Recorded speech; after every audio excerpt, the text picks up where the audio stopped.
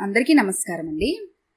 ఈరోజు మనం శ్రీమతి న్యాయపతి కమలారాంజీ గారు రచించిన తప్పెవరిది అనే ఓ చక్కటి కథని విందాం.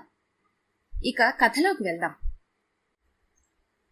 అభిషేక్ రాత్రి 10 గంటలైనా ఇంకా ఆఫీస్లోనే ఉన్నాడు. ఫోన్ రింగ్ అయింది. హలో, అభి స్పీకింగ్. అన్నయ్య, అవతల నుంచి రవళి గొంతు అది. ఏంటమ్మా? వదిన ఆఫీస్ నుంచి ఇంకా రాలేదు. ఆమె స్వరంలో ఆందోళన. వాళ్ళ ఆఫీస్లో ఏదైనా పని ఉందేమో. ఆఫీస్కి ఫోన్ చేశావా? ఆఫీస్కి ఫోన్ చేశాను. సాయంత్రం 5 గంటలకి వెళ్ళిపోయిందని చెప్పారు. వదిన వాళ్ళ అమ్మ వాళ్ళ ఇంటికి కూడా ఫోన్ చేశాను. అక్కడికి కూడా రాలేదట. ఏడుపు గొంతుతో అంది రవళి. ఈసారి కించిత్ భయపడ్డాడు అభిషేక్. ఎక్కడికి వెళ్ళుంటుంది? ఆఫీస్లోనూ లేక, ఇంటికి రాక, వాళ్ళమ్మ వాళ్ళింటికి వెళ్ళక ఎక్కడికి వెళ్ళుంటుంది? అభిషేక్కి ఎంత ఆలోచించినా అంతు పట్టడం లేదు. వెంటనే అత్తవారింటికి ఫోన్ చేశాడు. హలో మావగారా, వసంతగాని మీ ఇంటికొచ్చిందా? ఆఫీస్ నుంచి ఇప్పటిదాకా ఇంటికి రాలేదట. ఇంట్లో అందరూ కంగారు పడుతున్నారు. అందుకని ఫోన్ చేశాను. ఏమో, మా ఇంటికి కూడా రాలేదు. ఎక్కడికి వెళ్ళిందో మరి. వసంత తండ్రి నింపాదిగా జవాబిచ్చి ఫోన్ పెట్టేశాడు. అభి ఆశ్చర్యపోయాడు. కూతురు కనబడ్డం లేదంటే ఆయన ఏమాత్రం ఆతృత కనబర్చకపోవటం నమ్మశక్యంగా లేదు. యువతలకొచ్చి బైక్ స్టార్ట్ చేశాడు. ఇంట్లోకొస్తూనే, అమ్మా ఏమైంది? ఎందుకు వెళ్ళిపోయింది? ఇంట్లో ఎవరైనా ఏమైనా అన్నారా? అప్పుడు రవళియ కలగజేసుకుంది. ఉదయం ఆఫీస్కెళ్తున్నప్పుడు అమ్మ విసుక్కుంది వదిన మీద. ఎందుకు? ఎందుకేమిటన్నయ్యా, అన్నీ తెలిసి ఏమీ తెలియనట్టు అడుగుతావే? వదిన ఒక్క పని కూడా ముట్టుకోదు. పొద్దున్నుంచి రాత్రి దాకా అన్ని పనులు అమ్మే చేస్తుంది. వదిన పనులు కూడా అమ్మే చేస్తుంది. వదినకి ఏ పని రాదట. అందుకే ఈవేళ అమ్మ గట్టిగా కోప్పడింది. ఏమంది? తల్లివైపు అనుమానంగా చూస్తూ అడిగాడు అభి. నీకు ఏ పని చేతకాదు. అలాంటప్పుడు మీ అమ్మవాళ్లు నీకు పెళ్ళెందుకు చేశారు? అంత పనులు చేతకానప్పుడు పెళ్లి చేసుకోకపోవాల్సింది. అసలు నువ్వు ఏ పని ముట్టుకోవటం లేదు. పైగా నీ పనులు కూడా మేమే చేయాల్సొస్తుంది. ఏమిటి నీ ఉద్దేశం అని నిలదీసి అడిగింది. అప్పుడే వదిన, పెళ్ళెందుకు చేశారని నేను కూడా ఆలోచిస్తున్నాను అంది ఏటో చూస్తూ. పెళ్ళంటే అంత ఇష్టం లేకపోతే పెళ్లికి ముందే మీ నాన్నతో చెప్పవలసింది కదా అంది అమ్మ కోపంగా. పోనీ ఇప్పుడు మాత్రం ఏం మించిపోయింది? విడాకులు తీసుకుంటాను అంది వదిన ఏదో ఆలోచిస్తూ. వెళ్ళు, వెళ్ళా మాటే చెప్పు మీ నాన్న దగ్గరికెళ్ళి అంది అమ్మ విసుగొచ్చి. అంతే. తర్వాత వదిన ఆఫీస్కి వెళ్ళిపోయింది. మరి రాలేదు. బెదురుతూనే అంతా చెప్పింది రవళి. అభిషేక్ తలపట్టు కూర్చున్నాడు. పోలీస్ రిపోర్ట్ ఇద్దామంటే ఏదో భయం. ఏ ఫ్రెండింటికో వెళ్ళుంటుంది. పొద్దున్నే వచ్చేస్తుందని సరిపెట్టుకున్నాడు. కాని వసంత ఉన్నా లేనట్టు వాళ్ల నాన్న అబద్ధం చెప్పాడని అభి ఊహించలేకపోయాడు. రాత్రి పడుకున్నాడు, కాని నిద్ర పట్టలేదు. జరిగినవన్నీ కళ్ల ముందు కదలాయి. అభిషేక్ ఇంజనీర్, మంచి కంపెనీలో ఉద్యోగం. వాళ్ల అమ్మ నాన్న అభిషేక్ని చాలా కష్టపడి చదివించారు. ఏ తల్లిదండ్రులైనా తమ పిల్లల్ని కష్టపడి చదివించడానికి ప్రయత్నిస్తారు. పిల్లలు పుట్టినప్పటికంటే వాళ్ళు ప్రయోజకులైనప్పుడే ఆ తల్లిదండ్రులకి నిజమైన ఉత్సాహం కలుగుతుంది. కాని అభి తండ్రి రామస్వామిది చాలా చిన్న ఉద్యోగం. అతని జీతంతో 2 పూటలా కడుపు నిండా తినటమే కష్టం. అయినా ఎలాగో కింద మీద పడి కొడుకుని చదివించాడు. శకుంతల అన్నంతో పాటు ఆప్యాయతని, అనురాగాన్ని కూడా కలిపి ముద్దలు తినిపించేది. అలాంటి తల్లిదండ్రులకి అభి ఎంతో రుణపడి ఉన్నాడనే చెప్పాలి. ఉద్యోగంలో చేరిన సంవత్సరానికే అనుకోకుండా అభికి ఒక అమ్మాయితో పరిచయం అయింది. ఆ అమ్మాయి పేరు శ్వేత. శ్వేత సన్నజాజి తీగల, సన్నగా తెల్లగా ఉంటుంది. చాలా ఫాస్ట్ అండ్ స్మార్ట్. అభి వాళ్ళ ఆఫీస్లోనే పనిచేస్తుంది. అందరితో చాలా సరదాగా, చనువుగా మూవ్ అవుతుంది. అభి స్వతహాగా మర్యాదస్తుడు, మొహమాటస్తుడు, భయస్థుడు కూడా. ఆ అమ్మాయిని రోజూ చూస్తున్నా తప్పించుకు తిరిగేవాడు అభి. కాని ఒకరోజు హాయ్ అంటూ తనే వచ్చి పలకరించింది శ్వేత. మీరు ప్రవరాఖ్యుని వారసులా? నవ్వుతూ అంది. ఆమె అన్నది మొదట అర్థం కాలేదు అభిషేక్కి. ఎందుకంటే ప్రవరాఖ్యుడి గురించి వర్ణించి చెప్పగానే ఆడపిల్లలా బోలెడు సిగ్గుపడిపోయాడు. కమాన్ అభి, ఈ హైటెక్ యుగంలో కూడా ఇంకా నీలా సిగ్గుపడే మగవాళ్ళున్నారంటే నాకు చాలా ఆశ్చర్యంగా ఉంది. మగాడు మగాడిలా ఉండాలి. ఆడపిల్లలా సిగ్గుపడ్డం మగాడికి బావుండదు. Please come with me. Let us have some soft drink or coffee. Abhi చేతిని పట్టి లాగుతూ అనేసరికి అభిషేక్ బిత్తర చూపులు చూశాడు. అయినా ఒక ఆడపిల్ల అలా చనువుగా పిలుస్తున్నప్పుడు లేవక తప్పలేదు అభికి. అలా ఏర్పడ్డ పరిచయం చాలా దూరం వెళ్ళింది. అందంగా హ్యాండ్సమ్గా ఉండే అభి అంటే ఏ ఆడపిల్ల ఇష్టపడదు?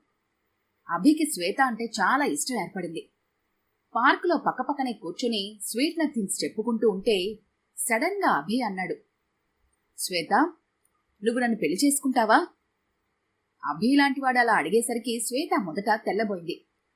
తర్వాత అందంగా సిగ్గుపడుతూ నవ్వింది. శ్వేత, నువ్వెప్పుడు చీర కట్టుకోవా అసలు? టైట్ జీన్స్లోనే ఎప్పుడూ కనిపిస్తున్న శ్వేతని చీరలో చూడాలని ముచ్చటపడి అడిగాడు అభి. శ్వేత చురుగ్గా చూసింది అభిషేక్ వైపు. అమ్మో, నాకు చీర కట్టుకోవటం అంటే భయం బాబు. పైగా నీలాంటి అందమైన కుర్రాడిని చూస్తే పైట దాని స్థానంలో అది ఉండక అల్లరి పెట్టేస్తుంది. ఆ జారిపోతున్న పైటతో నేను పాటలు పడలేను. చేతులు తిప్పుతూ అనేసరికి అభి నవ్వు ఆపుకోలేకపోయాడు. You naughty girl. ఆమె నెత్తిమీద చిన్నగా మొట్టికాయ పెట్టాడు అభి. శ్వేత విషయం ఇంట్లో చెప్పాడు. వాళ్ళు ఒప్పుకుంటారనే నమ్మకంతో ఉన్నాడు. కాని అభి తల్లిదండ్రులు అస్సలు ఒప్పుకోలేదు. జీన్ ప్యాంట్లు వేసుకుని జుట్టు విరబోసుకుని తిరిగే అమ్మాయి మన ఇంటి కోడలుగా ఊహించుకోలేకపోతున్నారా అభి? పైగా అమ్మాయి చాలా ఫాస్ట్ అంటున్నావు. అలాంటి అమ్మాయి మన ఇంటికొస్తే ముందు ముందు చాలా సమస్యలొస్తాయి. అంత చురుకైన పిల్ల పెద్దవాళ్ల చెప్పిన మాట వినదు. భర్తని కూడా లక్ష్య పెట్టదు.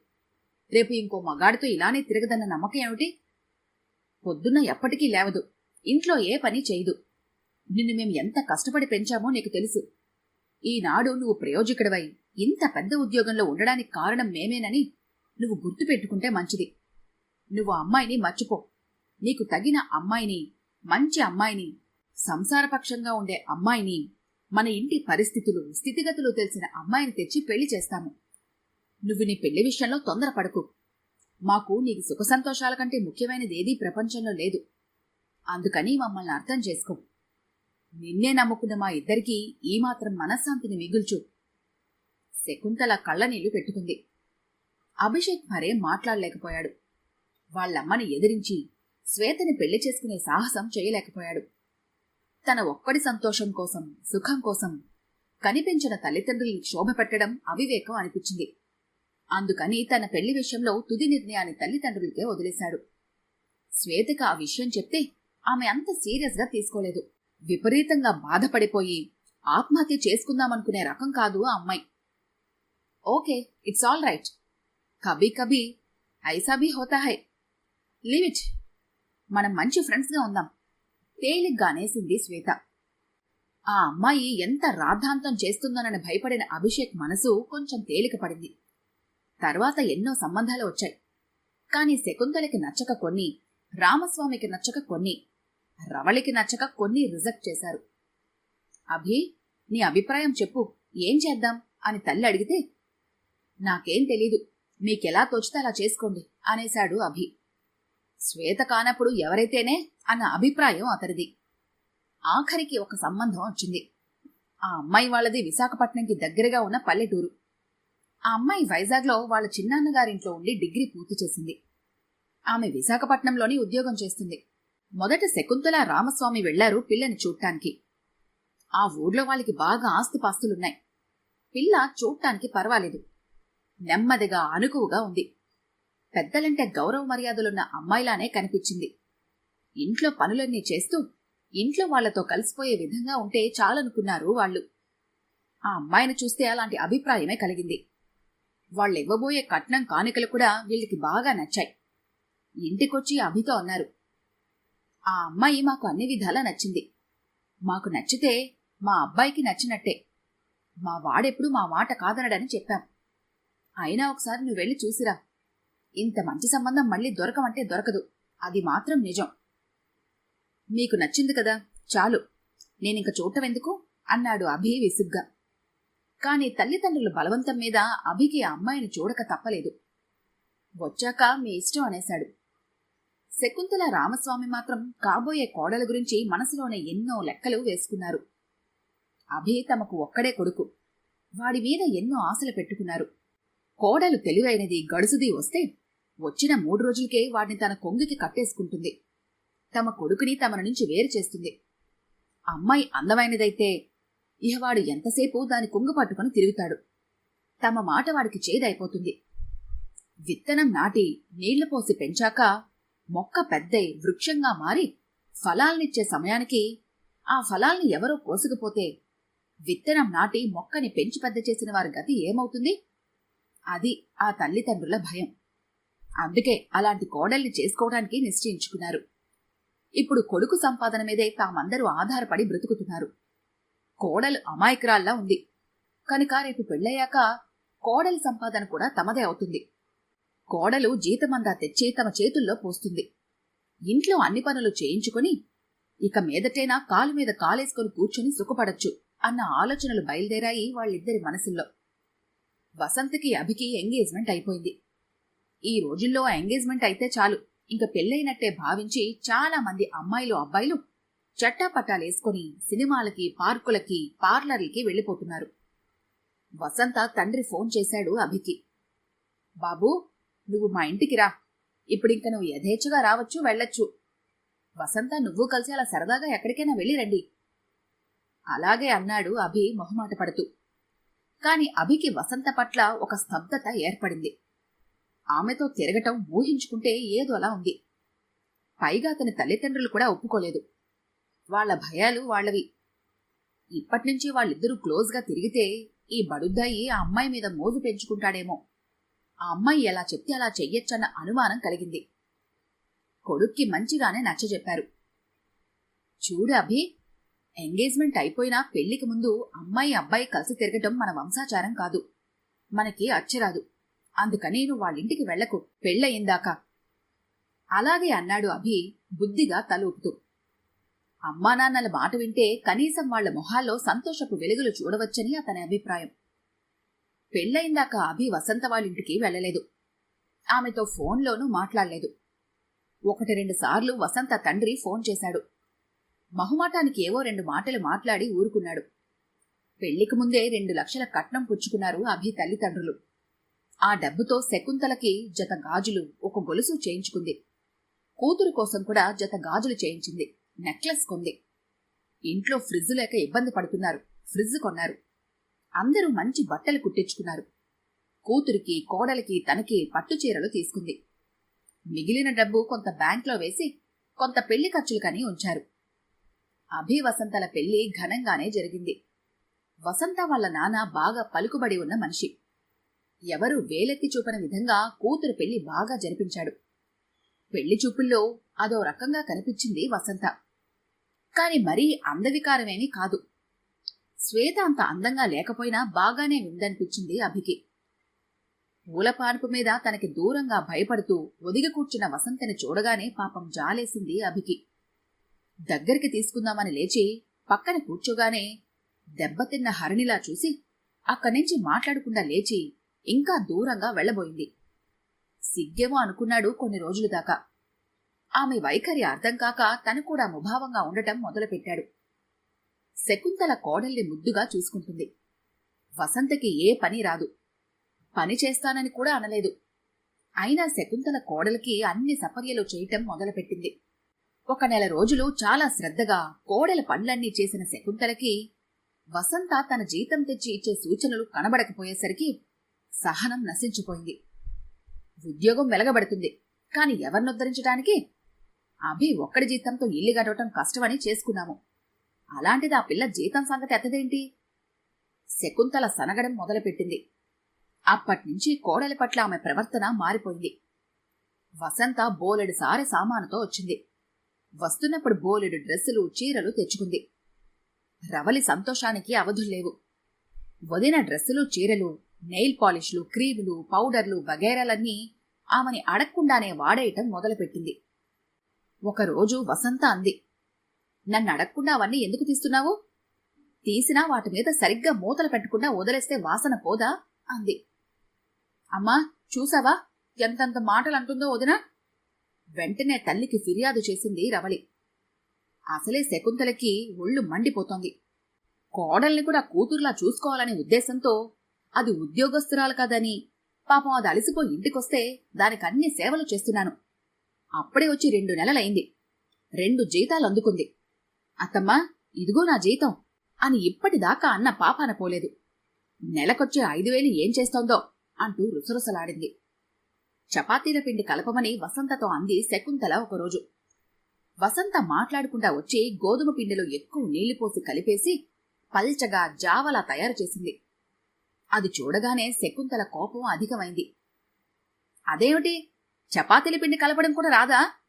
అన్ని నీళ్లు పోసేసి అలా తగలెట్టావు అంది అరుస్తూ. వసంత మాట్లాడకుండా తన గదిలోకి వెళ్ళిపోయింది. మరొక రోజు ఫ్రిడ్జ్లో సీసాలతో నీళ్లు పెట్టమని రవళి పని పురమాయించింది వదినికి. వసంత సీసాలో నీళ్లు పోస్తూ పరధ్యానంగా ఉండటంతో సీసా నిండిపోయి నీళ్లు కింద కారిపోతున్నా పట్టించుకోలేదు. రవళి గబగబా వచ్చి వదిన చేతిలోంచి సీసా లాక్కొని కసిరినంత పని చేసింది. అదేమిటొదినా, కళ్ళు మూసుకుపోయాయా అంది. వసంత మాట్లాడకుండా అక్కడి నుంచి వెళ్ళిపోయింది. ఎవరితోనూ మాట్లాడదు. ఏదడిగినా జవాబు చెప్పదు. ఏ పని చెప్పినా అలానే చేస్తుంది. రవళి వదినతో అంది, వదినా, పనులు రాకపోవటం తప్పు కాదు. పనులు నేర్చుకోవాలని అనిపించకపోవటం, నేర్చుకునే ప్రయత్నం చెయ్యకపోవటం తప్పు. నేర్చుకున్నా రాకపోవటానికి అదేమి బ్రహ్మ విద్య కాదు నిష్ఠూరంగా అంది. ఒకరోజు అభి ఇంటికొస్తూ ఉండగా మోటార్ సైకిల్ యాక్సిడెంట్ అయింది. కాలు ఫ్రాక్చర్ అయింది. హాస్పిటల్లో చేర్చారు. వసంత అభిని చూడటానికి వెళ్లలేదు. హాస్పిటల్ నుంచి ఇంటికొచ్చిన భర్తకు దగ్గరగా వెళ్లి ఏమైంది, యాక్సిడెంట్ ఎలా అయింది, ఇప్పుడెలా ఉంది అని కూడా పలకరించలేదు. ఆమె వింత ప్రవర్తనకి ఇంట్లో అందరూ ఆశ్చర్యపోయారు. అభి నిర్లిప్తంగా ఉండిపోయాడు. రవళికి ఏదో అనుమానం. వదిన ఇష్టం లేని పెళ్లి చేసుకుందా అంటే అన్నయ్యలాగే అన్నమాట. కాని ఎవ్వరితోనూ మాట్లాడదు. ఎప్పుడూ పరధ్యానంగా ఉంటుంది. ఏదో బలమైన కారణం ఉండే ఉంటుంది. అదే విషయం వాళ్ల వదినని అడిగింది. ఏమిటో నాకు తెలీదు. నాకొకసారి ఏడవాలనిపిస్తుంది, ఇంకోసారి నవ్వాలనిపిస్తుంది. ఎవరితోనూ మాట్లాడాలని ఉండదు. ఏదో గిల్టీ ఫీలింగ్ ఉంది నాకు. ఒక్కొక్కసారి చచ్చిపోవాలనిపిస్తుంది. జీవితం మీద విరక్తి కలుగుతుంది అంది వసంత ఏడుస్తూ. రవళి అనుమానం నిజమైంది. ఒకరోజు రాత్రి అన్నయ్య వదిన పడుకున్న గది కిటికీకున్న చిన్న గ్యాప్లోంచి వాళ్ళేం చేస్తున్నారని రహస్యంగా చూసింది రవళి. వాళ్ళిద్దరూ మంచానికి ఆ చివరొకరు ఈ చివరొకరు పడుకుని ఉన్నారు. పరిస్థితి అర్థమయ్యి కానట్టుగా ఉంది రవళికి. ఒకరోజు వసంత బాత్రూంలో ఉన్న టైంలో రవళి మెల్లగా వసంత హ్యాండ్ బ్యాగ్ తెరిచి టాబ్లెట్లు తీసి వాటి మీద రాసి ఉన్న పేర్లను ఒక కాగితం మీద చకచకా రాసుకుని ఆ టాబ్లెట్లు తిరిగి హ్యాండ్ బ్యాగ్లో పెట్టేసి యువతలకు వచ్చింది. వసంతని రోజు అబ్జర్వ్ చేస్తోంది రవళి. ఎవరితోనూ మాట్లాడకుండా టీవీ ముందు కూర్చుంటుంది. టీవీ మీద దృష్టి ఉండదు. శూన్యంలోకి చూస్తూ ఉంటుంది. ఎప్పుడు ఏవో టాబ్లెట్లు వేసుకోవటం, సమయం దొరికితే చాలు పడుకోవటం చేస్తుంది. ఇంటికి ఎవరొచ్చినా మాట్లాడదు. లోపలికి వెళ్ళిపోతుంది. రవళి తనకు తెలిసిన డాక్టర్ దగ్గరికి వెళ్లి ఆ టాబ్లెట్స్ పేర్లు చూపించి అడిగింది, అవి ఎందుకు వేసుకుంటారు అని. ఇవి మెంటల్ ఇన్బ్యాలెన్స్ ఉన్నా, మెంటల్ ప్రెషర్ ఉన్నా ఈ టాబ్లెట్లు వాడతారు. డాక్టర్ చెప్పటంతో ఆమె గుండె జారిపోయింది. ఇంటికొచ్చి తల్లితో చెప్పింది. ఆవిడ పక్కలో బాంబు పడ్డట్టుగా అదిరిపోయింది. పిచ్చిదాన్ని అంటగట్టారు దేవుడోయ్, ఇదేం గ్రహచారం మనకి? దాని ప్రవర్తన చూస్తుంటే నాకు మొదట్నుంచి అనుమానంగానే ఉంది. చిందులు తొక్కసాగింది ఆమె. అమ్మా, అలా అరవకు. దాన్ని పిచ్చి అనరు, మెంటల్ డిప్రెషన్ అంటారు. అవ్వ పేరే ముసలమ్మ అంటూ కసిరింది కూతుర్ని. లేదమ్మా, డాక్టర్ దగ్గర ట్రీట్మెంట్ తీసుకుంటే తగ్గుతుందేమో. అయినా అన్నయ్య వచ్చాక మాట్లాడదాం, ఊరుకో. అప్పటికి శాంతింపచేసింది రవళి. అభి ఇంటికొచ్చాక అన్ని విషయాలు వివరంగా చెప్పారు వాళ్లంతా కలిసి. అభి అందరివైపు ఒకసారి అదోలా చూశాడు. తర్వాత అన్నాడు, మీకు 2 నెలల తర్వాత తెలిసిన విషయం నాకు 2 రోజుల తర్వాతే తెలిసింది. నన్నేం చేయమంటారు? చేసిందంతా మీరు. ఆ అమ్మాయి గురించి సరిగ్గా ఎంక్వైరీ చేయకుండా పెళ్లి చేసేసి నా బ్రతుకు నాశనం చేసేశారు. నా జీవితం ఎలాగూ ముక్కలైపోయింది. మీరు చేసిన తప్పుకి మీరే అనుభవించండి. కోపంగా బాధగా అరిచాడు అభి. వసంతకి ఆ ఇంటి వాతావరణం, మనుషులు నచ్చలేదు. అసలు పెళ్లి చేసుకోవాలనే ఆలోచన తనకేమాత్రం లేదు.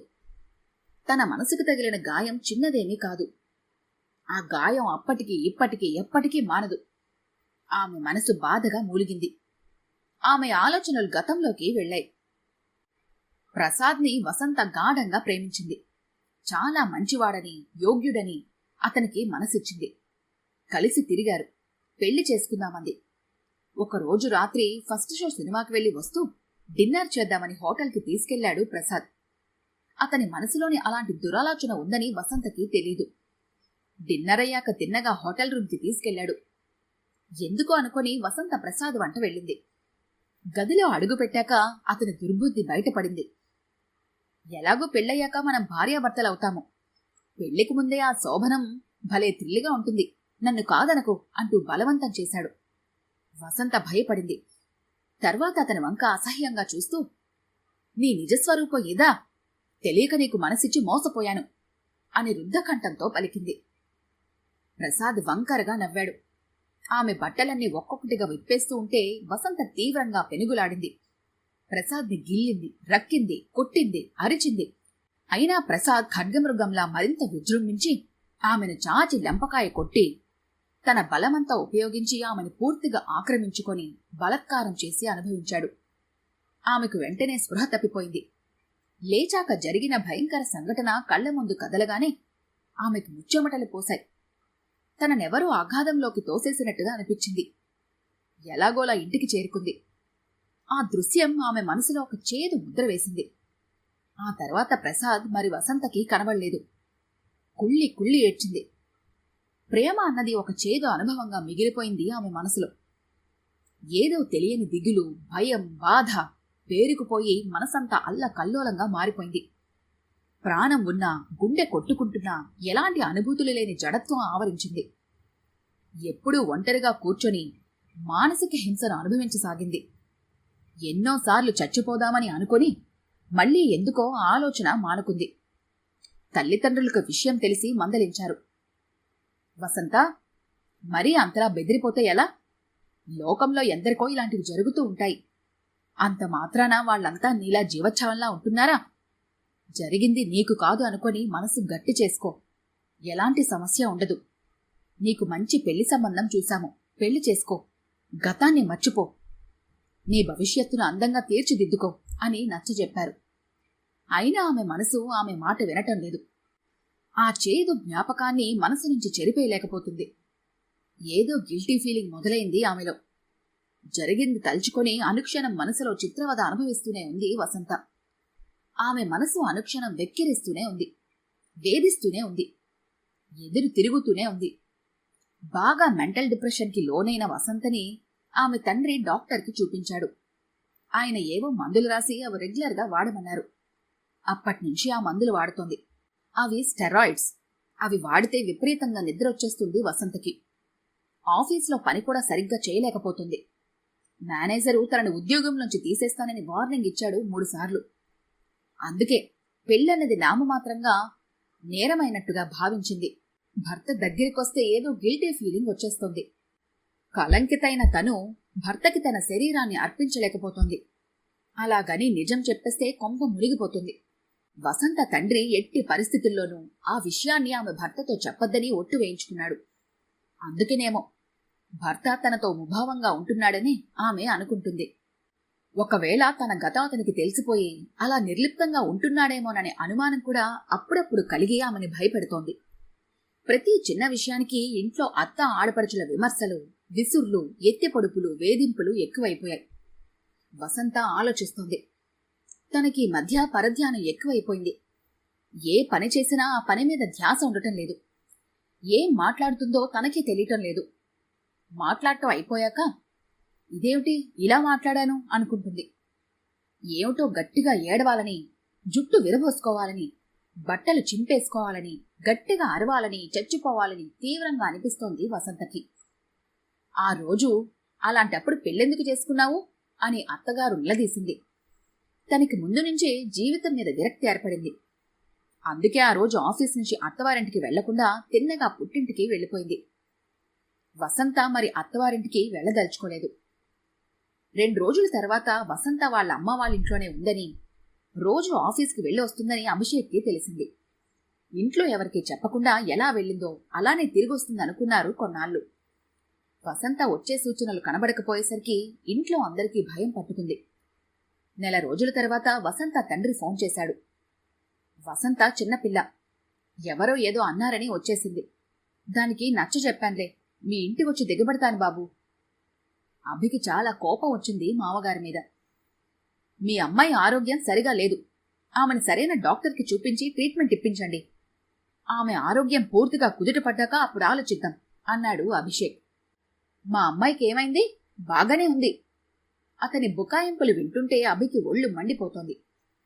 ఎన్ని అబద్ధాలు ఆడగలడతను అనుకున్నాడు అభి కసిగా. వసంతని ఇక ఎట్టి పరిస్థితుల్లోనూ జీవితంలోకి ఆహ్వానించదలుచుకోలేదు అభి. నిజంగా వసంత తిరిగొచ్చినా ఆ అమ్మాయితో ప్రమాదమే. వసంత తిరిగొచ్చినా ఇంట్లో ఎవరి మీదైనా కోపం వచ్చి తనని తాను బ్లేడ్తో కోసుకున్నా, నిద్రమాత్రలు మింగినా, 5వ అంతస్తు నుంచి దూకేసినా ముందుగా అభిని వాళ్ళ అమ్మా నాన్నల్ని తీసుకెళ్లి జైల్లో కూర్చోబెడతారు. 1,00,000 ప్రశ్నలు వేసి చంపుతారు. అది తలుచుకుంటేనే అభికి ఒళ్ళు గగురు పొడిచింది. ఆ విషయం ఇంట్లో చెప్తే వాళ్ళ అమ్మా నాన్నలు నిజంగా భయపడిపోయారు. కత్తివేటుకు నెత్తురు చుక్క లేనట్టుగా తెల్లగా పాలిపోయాయి వాళ్ల ముఖాలు. తను డివోర్స్ కావాలని అప్లై చేసినా వసంత చెప్పిందే పూర్తిగా నమ్ముతుంది కోర్టు. ఎందుకంటే వసంత ఆడపిల్ల కాబట్టి. సింపతి ఎప్పుడూ ఆడపిల్లల వైపే ఉంటుంది. వసంత అక్కడ ఏం చేస్తుందో ఇవన్నీ ఆలోచిస్తుంటే అభికి రకరకాల భయాలు పట్టుకున్నాయి. ఈ మధ్య సరిగా పని చేయకపోవటం వల్ల వసంత ఉద్యోగం ఊడిపోయిందని తెలిసింది. ఇప్పుడు అభి విడాకులు తీసుకోవాలని అనుకుంటున్నాడు. అతను ముందుగా విడాకులకి అప్లై చేస్తే అతని శాలరీ నుంచి 50% వసంతకి మెయింటెనెన్స్ క్రింద ప్రతి నెల ఇచ్చుకోవాలి. ఇదొక తలనొప్పి వ్యవహారం. వసంత డైవర్స్కి అప్లై చేస్తే తొందరగా దొరికినట్టుగా అభి విడాకులకి అప్లై చేస్తే అంత తొందరగా దొరకవు. ఆ అమ్మాయికి మెంటల్ ఉందని డాక్టర్ దగ్గర నుంచి సర్టిఫికెట్ తెస్తే విడాకులు దొరకచ్చు. కానీ సర్టిఫికెట్ తేవడం ఎలా? అలాంటి సర్టిఫికెట్ ఎలా సంపాదించటం? వసంత ఇప్పుడు ఇలాంటి పరిస్థితుల్లో సైకియాట్రిస్ట్ దగ్గరికి రమ్మంటే వస్తుందా? వాళ్ల నాన్న అఖండుడు.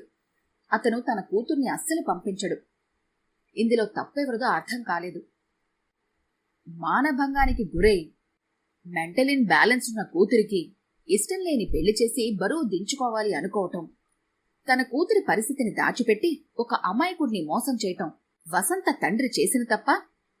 గతాన్ని మర్చిపోలేక, ఆ చేదు అనుభవాన్ని మింగలేక, కక్కలేక, తనకసలు పెళ్ళై ఇష్టం లేదని తల్లిదండ్రులకు చెప్పినా వినకుండా వాళ్లు తన పెళ్లి చేసినప్పుడు ఒక మగాడి చేత అయిష్టంగాని తాళి కట్టించుకొని అత్తారింటికి వెళ్ళినా ఏదో గిల్టీ ఫీలింగ్ వచ్చి భర్తని దగ్గరకు రానివ్వక, అత్తవారింటి వాతావరణం సరిపడక పుట్టింటికొచ్చి చేరిన వసంత తప్ప ప్రేమించిన అమ్మాయి రూపాన్ని మనసులోంచి చెరిపేయలేకపోయినా పరిస్థితులతో రాజీ పడదామని ప్రయత్నించి ఏ అమ్మాయి అయితేనే అని మనసుకి సర్ది చెప్పుకొని ఒక ఆడపిల్ల జీవితంలో ప్రవేశించి కూడా ఆ అమ్మాయికి సరైన న్యాయం చేయకపోవటం అభిషేక్ తప్ప?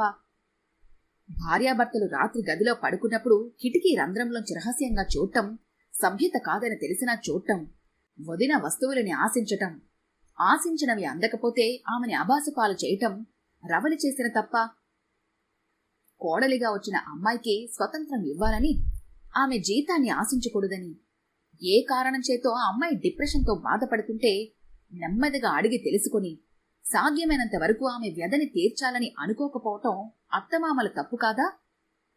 ఒకరంటే ఒకరికి ఏమాత్రం ఇష్టం లేని ఇద్దరికీ పెళ్లి చేసి వాళ్లు తమ అయిష్టాన్ని వెల్లడించలేని నిస్సహాయత స్థితిలో ఉంటూ కూడా పాము ముంగిసల్లా ఒకే ఇంట్లో ఉండి కలిసి కాపురం చేయాలనే పాత ఆచారాలు కొనసాగించటం ఎవరి తప్పు? ఈ సమాజానిదా? పెద్దలదా? వివాహ వ్యవస్థదా?